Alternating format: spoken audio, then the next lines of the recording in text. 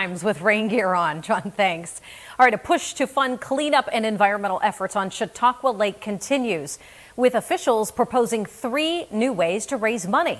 As Justin Gould with our news partner WNY News Now reports, a previous attempt came under fire from residents who expressed concern with a plan that would create a new countywide tax for lake preservation efforts.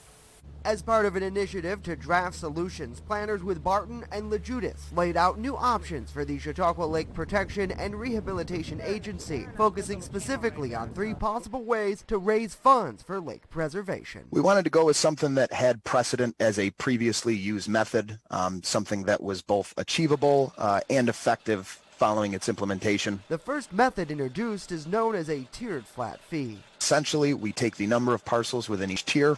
We take the funding or the portion of the funding goal allocated to each tier, and we divvy it up evenly between each land parcel. A formula-based fee is also another option. It allows us to take a combination of property variables, assign a weighting factor to each of them, and take a base cost that would be the equivalent of that tiered flat fee and allow us to increase or decrease that to the specific variables associated with each parcel. Finally, what's known as the equivalent residential unit is also a possible tool on the tool belt. It is a function of the total development within the study area, and it's a standardized method of equating your average residential property and the development associated with it to non-residential properties. At the end of the day, the hope is to find a sustainable solution to funding efforts that keep the lake healthy and clean. Currently, things like lake dredging are funded mostly by grants. One of the primary goals of this is making sure that the funding that is achieved,